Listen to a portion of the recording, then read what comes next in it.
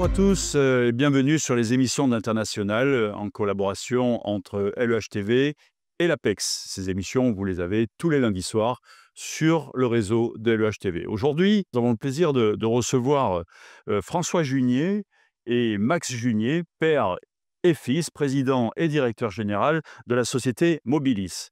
Je vais commencer par François. François, bonjour. Racontez-nous cette belle histoire de Mobilis. Mobilis, notre histoire a commencé en 1990. J'ai créé Mobilis sur une idée simple, c'est qu'on est à un moment charnière entre l'acier et le plastique. Et donc j'ai développé en 90 les premières bouées modulaires en plastique pour remplacer ces bouées en acier qui étaient utilisées par les phares des balises français à l'époque. Et au fil du temps, on a développé toute une gamme qui est conçue et fabriquée pour être transporté et exporté facilement en container standard.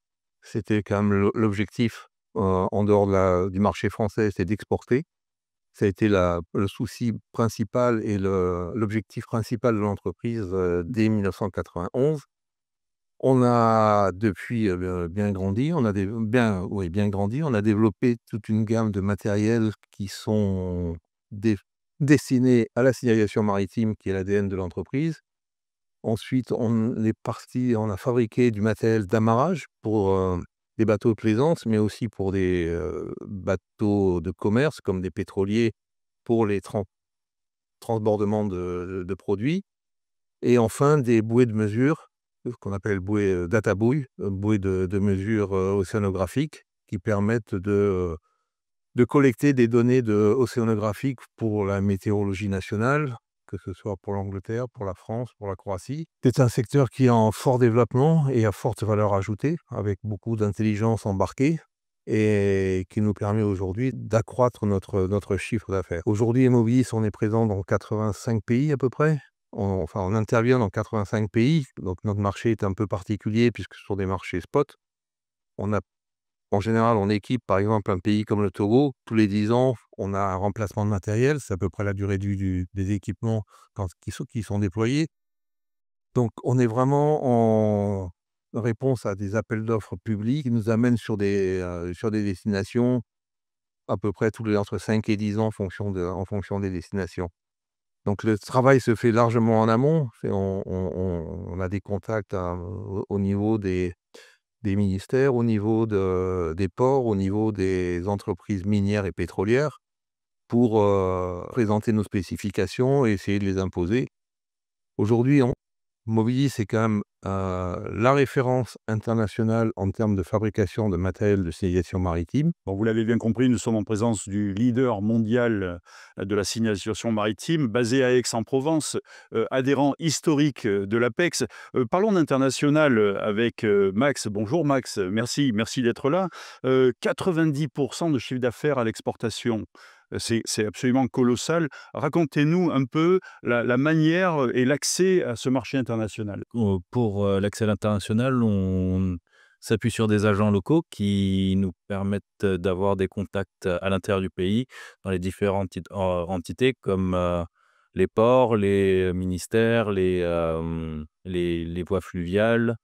Et grâce à ces contacts-là, ils nous organisent des rendez-vous et qui nous permettent d'expliquer notre produit et quels sont les avantages de l'avoir. Et on essaye de leur faire comprendre qu'on est mieux que certaines autres compagnies. Aujourd'hui, vous êtes arrivé sur le summum, vous êtes leader sur ce marché, tout le monde vous connaît pour la qualité, la prestation, la durabilité.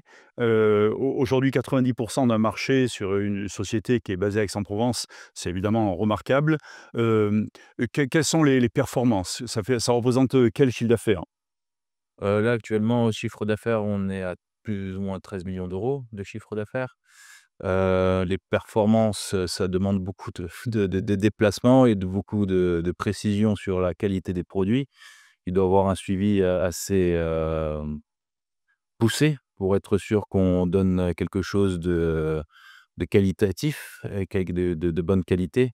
Et ça me demande beaucoup de temps et d'énergie pour arriver à ce niveau-là.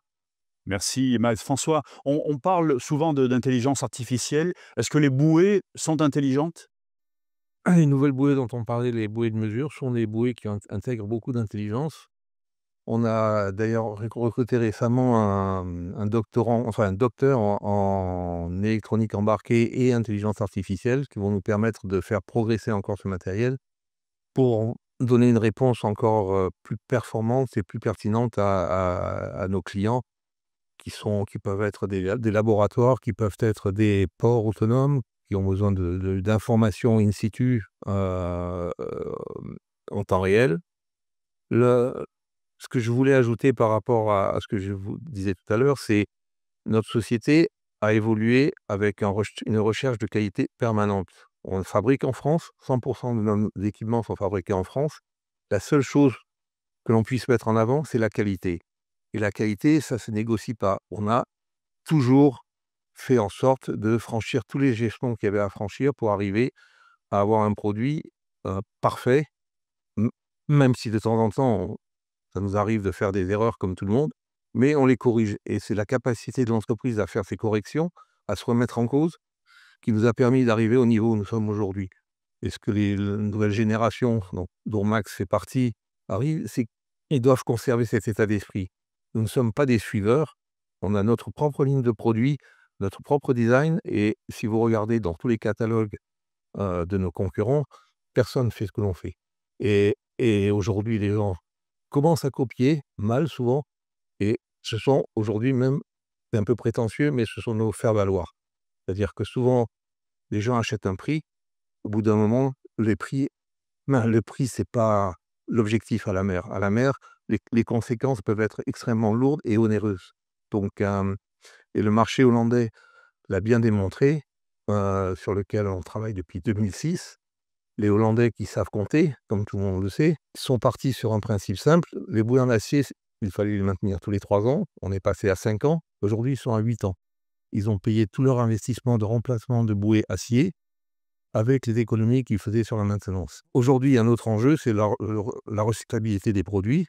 Aujourd'hui, nous sommes la seule société dans le monde qui fabriquons des matériels qui n'utilisent pas de mousse. La mousse à l'intérieur des flotteurs qui doit garantir, soi-disant, la submersibilité du matériel, fait en sorte que le coût de recyclage explose quand vous avez de la mousse à l'intérieur. Aujourd'hui, tous nos matériels sont livrés sans mousse et performent parfaitement et répondent parfaitement aux exigences du marché de